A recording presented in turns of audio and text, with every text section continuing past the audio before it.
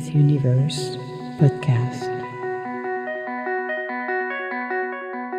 Where do we go from here? Where do we go from here? Miss Universe podcast. Where do we go from here? Where do we go from here?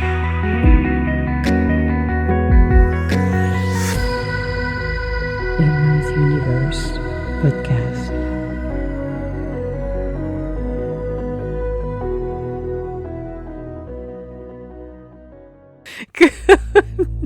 I was ready to say good morning. Well, it's morning somewhere. So, hello and welcome to Emma's podcast. Oh, if you could see what my setup is, you would be laughing. I'm bumping. Oh, goodness gracious. People are now texting. I love that. When trying to record, I should have turned it down. It's great. It's just one of those days. Happy Monday. That's what I gotta say. Happy Monday. Yippee-ki-yay. So, yes, as I was trying to say, if you could see my where I'm recording, you would be laughing because I'm bumping my head against the wall. I'm doing one movement and I'm so close to the wall, then I just hit the wall every single time. It's like, come on, Emma. Oh, you cannot be any better than these days. So we're a few days, as I'm recording it, we're a few days before the end of Mercury retrograde. Quite an interesting things happening around the world, not only here in the US, but the rise and the fall of finally Bashar in Syria. This has been an ongoing situation for many decades. The past decades has been, I will say, the hardest one because of several attempts to take over and stop that regime. Finally happened on December 8th. And having seen some of those absolutely horrifying pictures and seeing what is going on, especially in jail in Damascus and everywhere else, where prisoners, basically thousands and thousands of people have died at the end of torture, but also the abuse of women kept in jail for, I would say, unwillingly participant and being basically raped. Not a good things. Children born out of the woodlock as well. So in a Muslim country, this is an issue as well, because I hope those women's gonna be protected in general if you, and as part of the Sharia, if you have any relationship with a woman that is not married and you have a child, then the woman is considered dirty. But in this case, those have been abused ladies. So I'm hoping for the best on them for their recovery. The horror those people have been going through, especially the one they were political or wanted to express their freedom and that survived those jails, gonna have a lot of recovery to do. It is good to see also the people that were in camp in Turkey and other countries are coming back home as well as the departure of this horrifying person. I'm just hoping that, you always have the person who has to make the change. And I'm going to take it at every level on this one. And the person who makes the change for the better and will bring something fresh and new. Some of those individuals, and it was very interesting because I was reflecting on that yesterday in regards of freedom. If you're looking at Che Guevara, if you're looking at Castro, well, Che Guevara got killed by Castro because they were making the revolution, and unfortunately it did not end well for Che Guevara, who had a vision of democracy and freedom that differ to Fidel Castro. Now I'm observing this individual who, I don't know, similar to Castro because I was watching him talking who is on the 10 top list of, and I think there's 10 million on his head because he's considered a terrorist, talking on a video trying to sell his things. What he did was nice for freedom. Now the next step is, I hope for those individuals and then for that country, that they're talking democracy. But what kind of democracy are you talking about? Are you talking about people being able to live freely in a country, or is it gonna be a same situation we have seen in Afghanistan with the debacle that when the possession of power from Mr. Trump to the Biden administration, they did such a horrible job. First of all, they were not supposed to be removed as quickly that happened. It was so chaotic. They left behind the dogs. To me, it's appalling because the dogs are considered to be part of the military, so they should have never been left behind. Millions of dollars of equipment was left behind. It was so badly organized, that was so bad, that the country is not in democracy, actually. But again, that's how it runs. So I just hope for Syria that the person that's been helping to free and stop these horrors can lead the way, quote unquote, or bow and let the people being elected. So that's gonna be remaining to be seen. That's one thing. The other thing that made me smile, because at everything you see, the Red Cross is always around playing the rescuer. Well, I hope you're not going to ask for billions of dollars to put your general funds, but this time, put your words and the money where it's supposed to go. North Carolina, failure. Hurricane Sandy, failure. Maui, failure. So I hope for the international and for that country, you keep your word. And I still will not give you any money because I don't trust you. But other organizations like Samaritan Purse do go there as well. So I would rather the money go there than for the Red Cross. Again, I don't hold any beef to the Red Cross, but I don't trust them.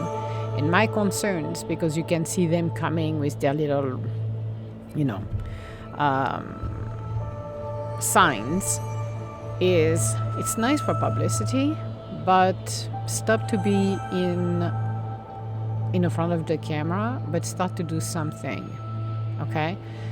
I'm not attacking the rescuer because I know, and I knew some, and I share stories about it, but I hope, one can always hope, they will spend a bit more money than they spend on North Carolina. Because in case you don't know, North Carolina, not everybody is in the campers, not everybody is in a teeny house. People were kicked out of shelters because they closed down the shelters. They did not get their quota of money, so you need to understand that.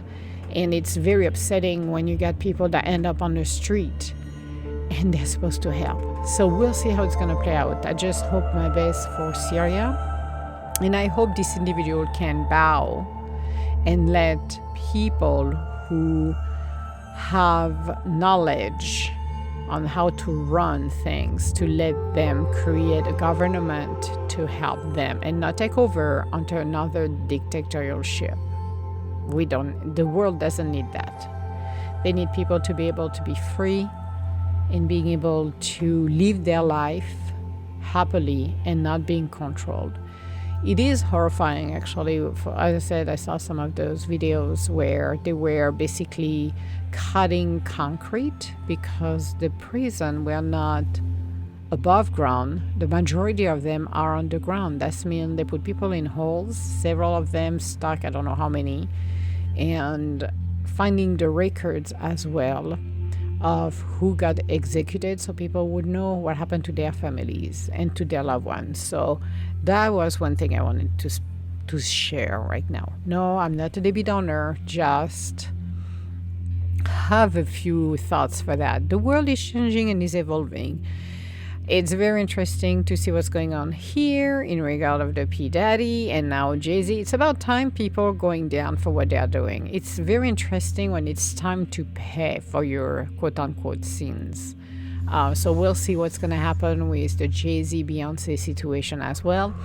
But again, nobody is clean. Nobody is an angel. And we know, I'm going to use the word allegedly, because we want to make sure, in case somebody is listening and repeating this to those guys who, oh, my sister, and this is, well, allegedly, he's not clean, Mr. Carter. Neither she is. So hopefully we can see the truth being and the light being shed on, pointed out on those directions as well. Because again, it's very interesting to see what happened from Weinstein to, what was the other one? I forgot his name.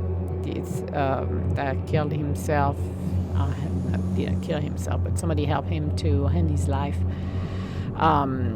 with his islands over there. So it's very interesting to see the domino falling and people running out of the country. It's very interesting to see people who are in power, and I'm not going to name the other names, but there is plenty of them, that finally the mask is falling and we can see the truth. It's all about the truth. It's about how conscious you are about who you are and what you're doing. Because the other thing too is nothing is left unpunished. Karma is a biatch. Karma used to come, I remember when I was younger, people could do the wrong thing forever, and karma would come but slower. Now it comes quicker. Now we are finally weeding the weeds, the bad weeds out of everything, because it come to a point transparency has to exist everywhere. When people are saying, well, we want transparency at the level of work, we want transparency in our life, but when you're swimming in murky waters, that needs to stop. The boys club, and I am the era of the boys club, because when I started here in corporate, it was the freaking boys club. Huge manufacturing company actually, and I was over there for a contract. That was after the retail contract I had. I moved to the manufacturing world, and it was very interesting because at the head of everything were male. Female were giving role of secretaries, and basically, and it was mid-90s, and the mentality was even looking at supply chain over there. They gave the indirect material, which was packaging material, crap like that, to a female to be a manager. She was the first manager. The others has the motor, the engines, they got the electronic, they got the plastic, they got the metal. It was all male dominating. And it was very interesting when I walked in the first time I noticed that, and seeing how they were running things. I made changes actually based on what was going on in Europe. Like they had desktops. Imagine for a minute you travel and you had one share laptop you could use when you were traveling. So that laptop was staying, and when you wanted to go and travel, or when you were traveling, well, they had to use that laptop. So one person could use it. The rest, they all had desktop. The only one who didn't had a laptop was the VP. And one day I walked in his office and I said, you know what? We need to change this. I said, those guys are traveling in Europe. They have their laptop. I said, here, they do travel as well across the US and internationally. And I said, they need their own laptop. So I was able to get laptops for those managers, which was hilarious. I'm like, really? Improving things. Some of those guys hated me, hated my guts. First year end. Everybody make up their own numbers, and I'm serious when I say that, because they all wanted their bonus, they all wanted the numbers were not even freaking matching. I'm serious. I got the numbers from Europe, and they gave me a first Excel spreadsheet, and that guy was such a liar. It was unbelievable. That's why he was a good sales rep over there in Europe, full of crapola, and gave me the first Excel spreadsheet. So I'm getting it, gathering the information, then tried to throw me under the bus because he updated the spreadsheet, never gave it to me, and tried to justify that I manipulated the number, which I never did. So he got his kick to the curb, and I'm like, I don't like you, buddy, because if you try to throw me under the bus for no reason, you're going to see me coming. Well, they did see me coming. After the first year end, took like 2 months. It was so painstaking. I did not have access to the system, which I did actually afterwards. I went there and I had access to all of the system worldwide. And what I did, I started to put all of it together, meaning every single thing they were purchasing, selling, whatever they were doing, I classify all of them. It was painstakingly done what I did. Imagine their faces at year end, the following year. So they imagine for metal, they would have said, oh, I only spent $4 million. Great, we're going to give you a great bonus. Then the truth came around, and it wasn't $4 million. It was $19 or $20 million. Surprise, surprise. Imagine their faces. They were screaming, yelling at me. It was hilarious. I was laughing. I was looking at them, and I was responding the same way they were talking to me, which some of them didn't like it. And I said, well, if you speak to me this way, I'm going to respond exactly the same way you're talking to me, because I'm not the carpet. So I pushed back, and I finally got and forced them. It was forcing them to talk, because the one in the US were not talking with their counterpart over Europe for some unknown reason, don't know why. And I'm like, you know what? You cannot make a change. You cannot remove anything until we identify who they are. We're going to make sure every single vendors you've got, we're going to identify them, classify them properly, and we're going to look again the money. Oh, I'm telling you, the following year, they were all looking in their spending, and this is how they improved their spending, because they had no freaking clue. And imagine for a minute, your bonus is based on that too. Isn't it funny how it happened? So you have to be the bad guy somewhere to do something and accomplish something. But at the end of the day, it proved that they had to talk to each other. So if the guy in Europe wanted to modify something, they had to talk to their counterpart in the US. That forced them actually to collaborate it, because they were not collaborating. They did not give a crap about each other. And I'm like, you're working together. You over the US oversees everything. All of the spending worldwide. You over Europe only have your little place, your little bucket of what you got in Europe, but you are supposed to work together. So that was the fun part. I remember the old days. Sometimes I'm laughing and I'm like, holy crap, working 6 months and that. And we got reports that used to take like 2 to 3 weeks to pull. Mine took a few hours. So that's mean every month at the closing, what happened is a couple of days after that, everybody had, because I created it via a database, I created a dashboard. That was the first dashboard I could say that I created.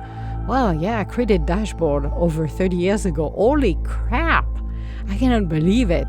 I created dashboard via Access database, because Access database was the one that I loved to use because it was so easy. I customized all of them. And what I did is, people, instead of asking me, I created a full dashboard of every kind of report you can ever ask. And those guys, they did not talk to me because, like I said, you automated everything. You don't need to talk to me. I don't want you to talk to me. I want you to do your job. You shouldn't be counting on me. So they would pick up their reports. And if they see something wrong, they would talk with me, and I would verify with everybody. If it was only for the US, I would still verify what they were purchasing, because I was going into the system and verify it before I approve everything. Same with approving vendor. Imagine they had over close to 5,000 vendors, which was ridiculous. They should only have basically 1,500 to 2,000 vendors. And the problem with the manufacturing, some of the manufacturers had a bad habit to go across the street to pick up to the hardware store some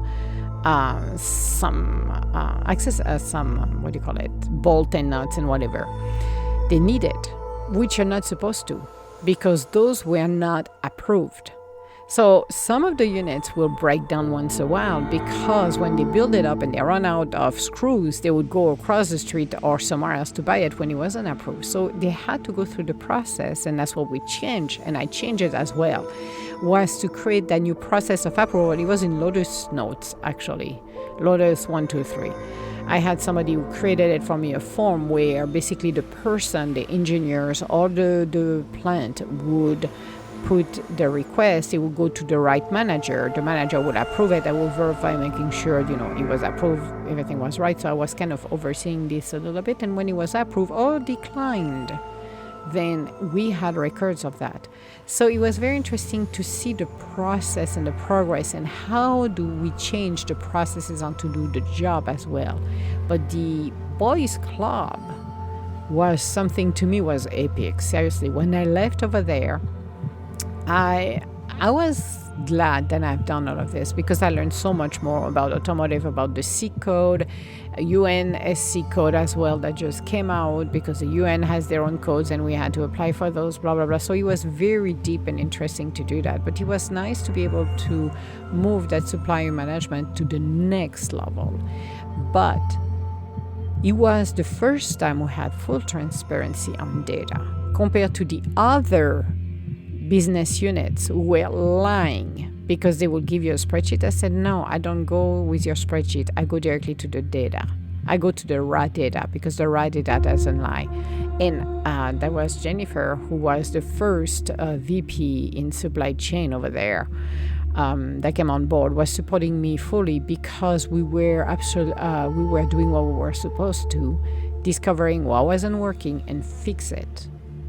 And we were the only honest business unit to do that. The others were spending their time to lie because every time you go into the system and you would basically audit it, he wasn't matching their Excel spreadsheet because somehow they had to massage it so they look good.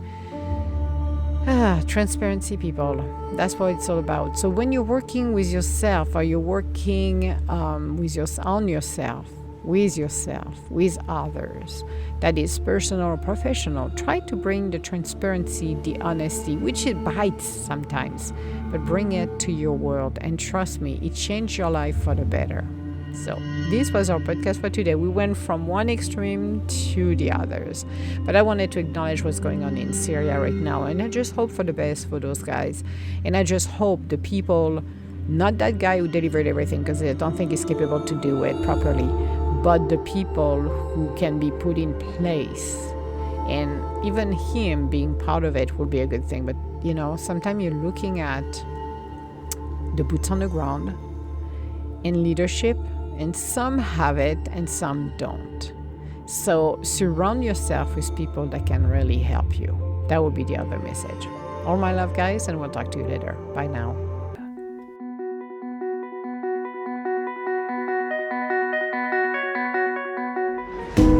Where do we go from here? Emma's Universe Podcast. Where do we go from here? Where do we go from here? Where do we go from here?